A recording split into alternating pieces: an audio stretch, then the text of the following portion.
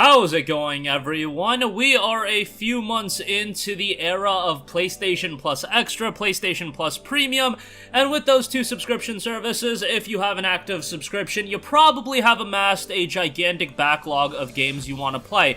In this video, I want to help you tackle some of the games you should be playing, however, games that you can beat relatively quickly. I know we all love our open-world RPGs that can span 50 to 100 hours, but sometimes you want to get in, you want to have a good time, and then you want to move on to the next game. We got 10 titles here that are going to offer you exactly that. Now, the criteria I wanted these games to fit was we're using how long to beat. That seems to be a universal metric that people accept. You can say that sometimes you beat games quicker. You can sometimes say that games take you a little bit longer, but it's a nice barometer to use. And with all of these games, they are either at or below 10 hours. So that is the limit for the main story. Obviously, if you want to go for the completionist route, it might take you a little bit longer. With that being said, let's get right into it and let's start things off with the very first title in Ghost Runner. Now, Ghost Runner is a title that you might actually have even without a PlayStation Plus Extra subscription because it was a PlayStation Plus Essential title before this thing even got kicked off, but it's a super stylish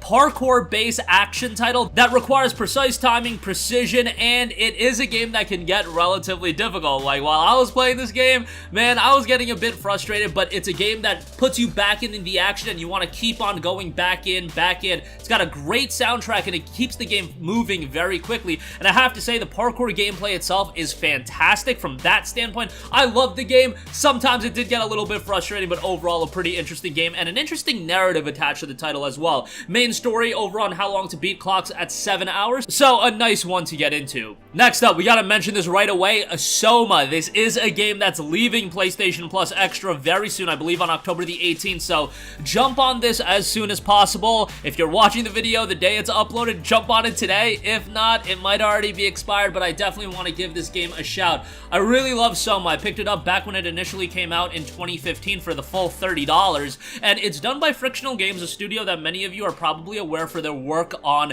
the Amnesia titles, but Soma, in my opinion, is their best outing. It's an incredibly atmospheric, incredibly psychologic survival horror title that doesn't give you a ton of power. It's not an action-heavy title, rather it's more of a survival horror game with emphasis on the survival. It's a trippy game, but it's a very compelling game at the same time.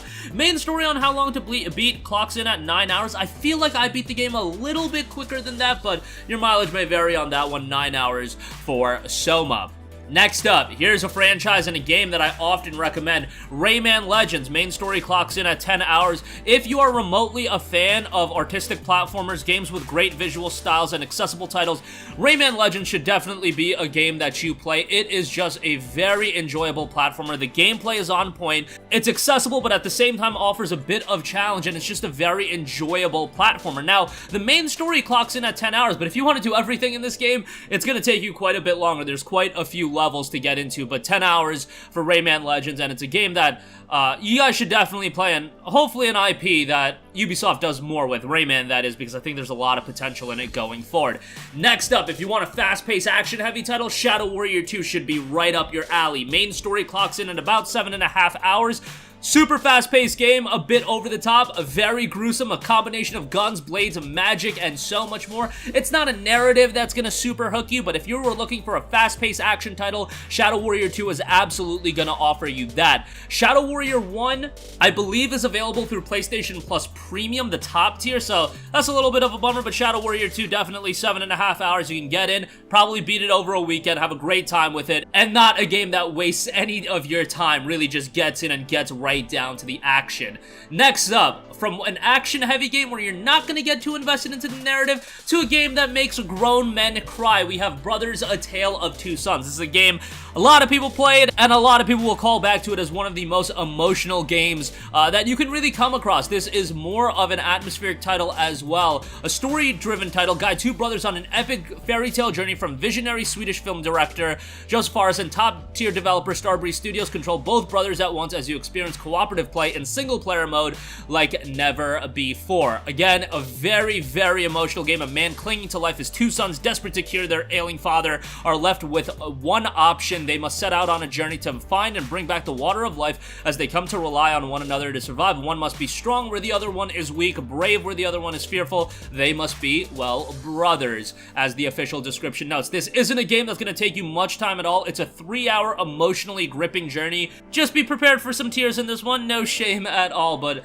Brothers: A Tale of Two Sons, definitely a worthwhile game to check out. Next up, definitely want to give a shout to Housemarque's Alien Nation. Housemarque is obviously a studio that a lot of you guys at this point know about based on their work on Returnal, which got a lot of buzz on the PlayStation 5 as a PS5 exclusive. Alien Nation came out back in 2016 as a PlayStation 4 downloadable title, and it was an over-the-top action-heavy game with some great particle effects as well, which is right up Housemarque's alley. Some great twin-stick shooting gameplay. Main story clocks in at about 8 hours. If you want to go for the complete route, that's going to take you much longer, but 8 hours to get it done with Alien Nation. Next up, if you want more of a serenic title, a game that's very, very chill, Abzu. Main story is 2 hours. This is a game that I think a lot of people would compare to something like Journey because it's coming from the art director of Journey, so that makes a lot of sense. It's an underwater adventure that evokes the dream of diving. Immerse yourself in a vibrant hidden world bursting with color and life as you descend into the heart of the ocean, but beware as you swim deeper as danger lurks in the depths. This isn't a game that's action heavy. It's more of a relaxing game with a fantastic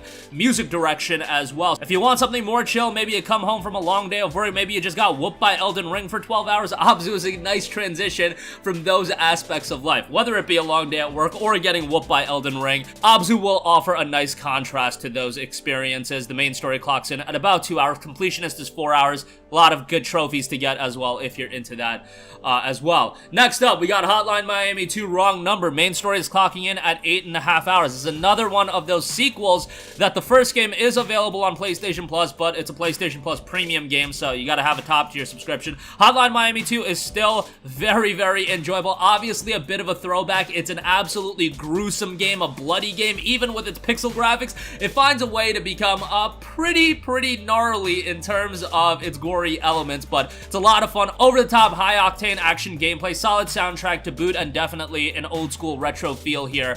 Check out Hotline Miami 2. Main story, 8.5 hours, but it is quite a replayable game, so you can spend more time than that if you want. Next up, we got Concrete Genie. Main story will clock in at about 5 hours. This is a game that went a little bit under the radar coming from Pixel Opus. Even though it came at a budget price point, not a lot of people checked it out as a PlayStation 4 exclusive. It doesn't rank among the absolute elites. However, it's a super artistic and really good story with a very likable main character. Kind of more of a coming-of-age story that I found to be rather good. Is it perfect? No. Some of the gameplay elements leaves a lot to be desired, but I thought the puzzles were pretty well done, and if you're looking for something that has a great art style, great visual direction, solid soundtrack, main story is 5 hours, I think you'll enjoy Concrete Genie quite a bit.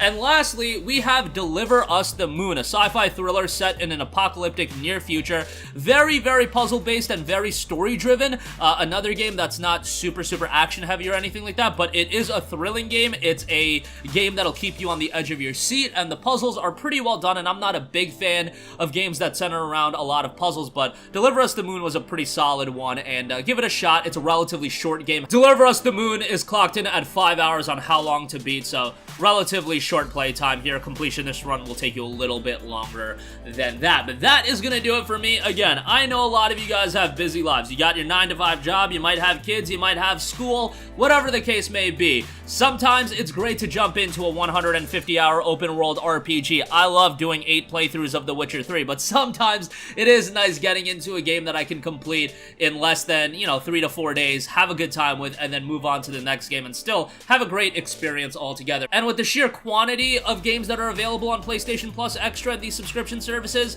sometimes you do want those shorter games because sometimes a backlog can be absolutely daunting, and I know outside of the subscription service itself, you guys already have pretty daunting backlogs. So that's gonna do it for me. If you want to see more videos like this, let me know in the comment section down below and sound off with all of your thoughts in the comment section down below. Thank you for watching, and goodbye.